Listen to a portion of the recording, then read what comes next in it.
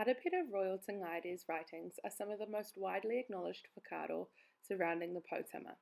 Tangaire belongs to Te Arawa, Ngati Raukawa and Kaitahu.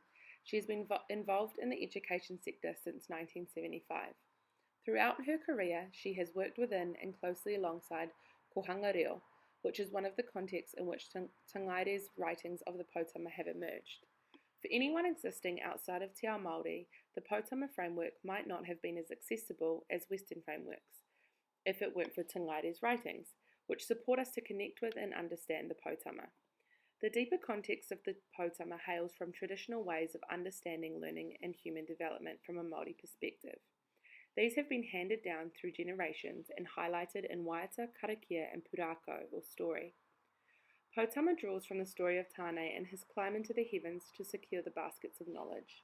Although it is important to note that Waikato Tainui recognised Tāwhaki as being responsible for this great venture.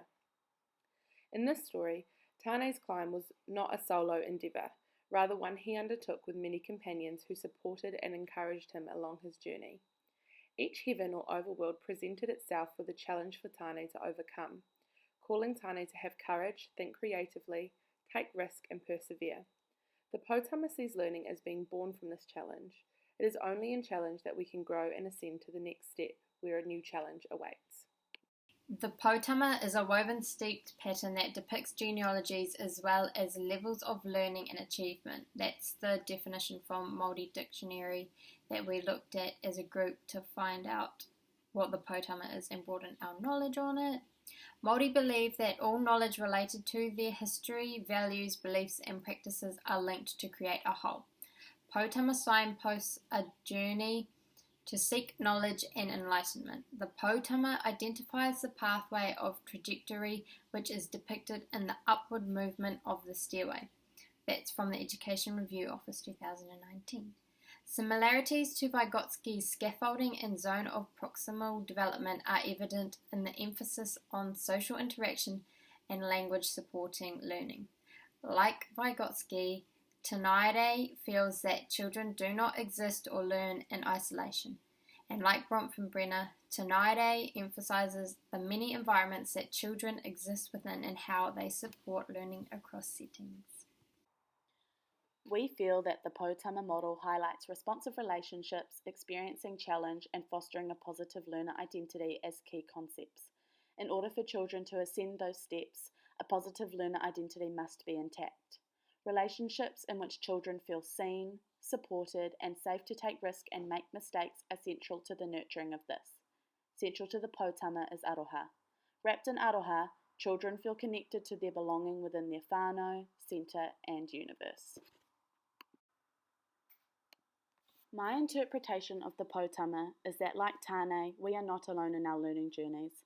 It is a shared learning process that comes from those key concepts we have identified, which are having positive relationships, an ability to face challenges, and a positive learner identity. To me, having strong, consistent, and responsive relationships with the children I teach is the foundation for learning. I think that having such relationships with them allows me to support and understand their learning in the best way possible. This comes from knowing the child. Taking the time to engage and be present with the children I teach, engaging in conversations and interactions where I can get to know them on a deep level and for them to know me. I think that building these relationships creates an environment where the learner feels safe and able to learn, grow, and develop their learning further when the time is right for them. I think that, like the Poutama, being able to ascend to the next level of learning, it is important to acknowledge and see the child holistically for every aspect of themselves. I think that knowing the child in this way enables me to support and meet their learning needs in the best way possible. How am I best able to support and facilitate the process of learning for them? Do I need to have an active role or not? Tangaire explains that this learning and development cannot be separated from the influences of tikanga Māori and the Māori context. I think that aspects of tikanga Māori such as manaakitanga, whanaungatanga and ako are very influential to my practice. Such aspects are reflective in the way I interact with children and other adults and are interwoven through my teaching philosophy. Having this connection with tikanga Māori has enabled me to understand and appreciate learning through a Poutama lens. I often use our centre's individual planning notes to further my knowledge of the children I teach. Being able to see the direction each child's learning may be heading enables me to think of some possible ways to extend and support their learning. Our individual planning notes show us the current or ongoing focus and interests of each child, why these are being focused on, possible pathways for the child's learning, family, aspirations, and evidence of these focuses.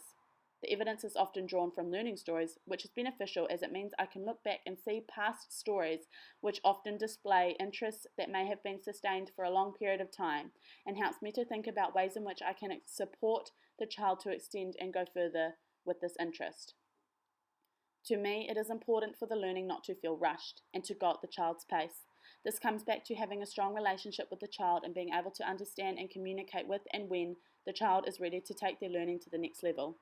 As Tangaire talks to the detail and the depth of the tukutuku, it tells me that it is through continuous practice and continuously working towards becoming more competent in not only my intellectual pursuits, but also in my physical, emotional, social, spiritual, and cultural dimensions that I can hope to ascend those steps.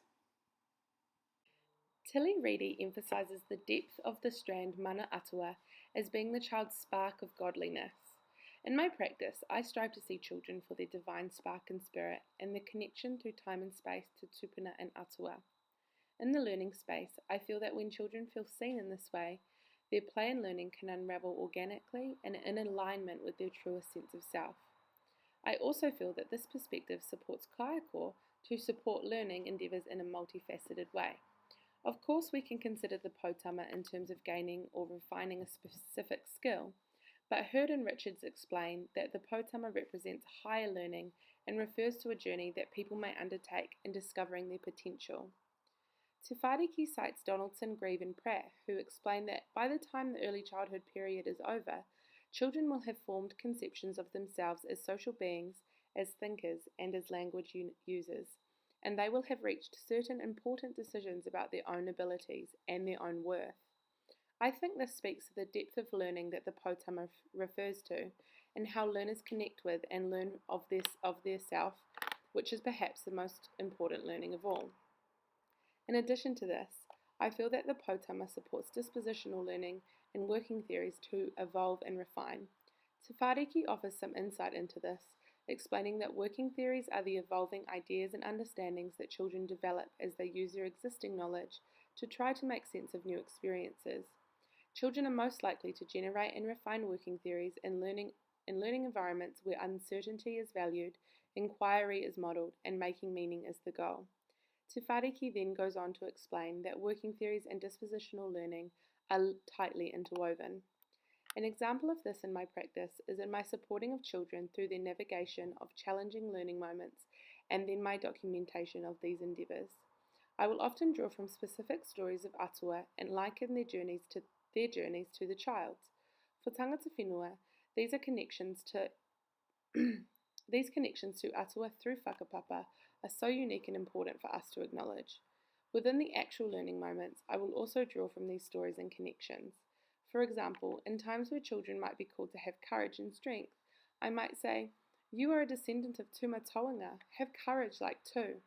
This relates to Poutama because of its connecting children to their potential and drawing from whakapapa connections where core dispositions might be located. I think the Poutama theory is used in early childhood education by showing children are never alone in their learning journey. They have support from kaiako and other children around them. Another common support system that is used in guiding children is the tuakana-taina relationship, when younger children are learning from older children in the room or centre. Younger children love to learn from the older ones, and it never surprises me when a younger child will give it a go. I find in my centre the babies watch the older children in the kai room eating their food within forks and spoons and decide that this is what they want to do. In our code, our standards, it states develop learning, focus relationships with learners, enabling them to be active participants in the process of learning, sharing, ownership and responsibility for learning. The older children also learn off the younger children when they may not be able to do something, or even something that they may have forgotten that they could do when they were younger, such as crawling. I also find that children teach adults in areas such as that children all learn in different ways and at different times. One of the children in my centre had decided that she would like to be a bit more independent within herself. When it comes to feeding, she started with just holding a spoon in her hand while someone fed her, but now she's decided that she would like to help. Now she has decided that she would like to feed herself. At first I was a bit reluctant to let her do this, as I thought, wow, Weet-Bix is going to be everywhere. It's going to be stuck in her hair, we're going to have to change her clothes. But I soon realised that for her holistic and physical development, she needs to be independent and to be able to do these things. She now feeds herself all her meals, and we try to, when we try to help, she refuses to eat from us. She keeps those lips tightly shut. I feel that this has made her much more confident within herself, and you can see it in her body language and the way she is at the centre. And she's actually influenced a few other children in the centre to do the same in the baby side, where a majority of our babies now feed themselves, apart from our really, really small ones.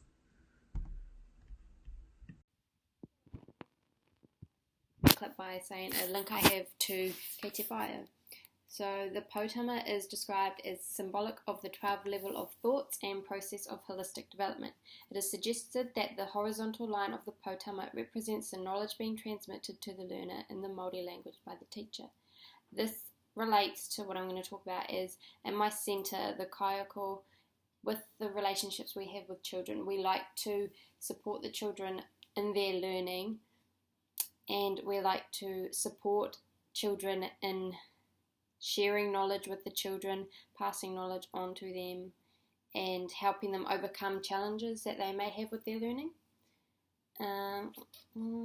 The challenges that children face in their learning and development, and as they grow they will find answers to these challenges, is a big thing that I discussed with my mentor that we have in our centre, is that we like to teach the children that if one way doesn't work, there's always going to be another way. So the process of trial and error, and that it's about the process of learning and not the end goal that we focus on. We like to teach them, that if one way doesn't work, another's going to. A specific example of this will be something current that relates to myself personally within the centre is I like to make watches with the children, but a lot of them like to get me to do it. And I found recently that I have been getting them to do it more themselves, like teaching them little things like cutting the paper with the scissors or drawing the straight lines and doing the circle of the watch face, and getting them to do that themselves, and teaching them that the end goal is how they want it to look, not there's no specific way, it's what they want it to look like, and teaching them about the process of making the watch. And it's not about the end goal, it's about how they're going to do those steps to make it, and how in future that they can go back and change it. And so they're doing this task over and over, they'll understand it, and in future will be able to go make a watch themselves without having me support them necessarily right by their side. And a nice quote that I have is, learning is a process which involves a period of time for the task to be understood, the responsibility we have when imparting that knowledge. And so as related to my example, could be that the period of time it takes to teach these kids how to make the watch, and like understanding that process and imparting that knowledge on them of the little fine motor skills and how that supports their cognitive development. And so how we support the children through their learning and going up those 12 levels of the Poutama that was described earlier. Thank you.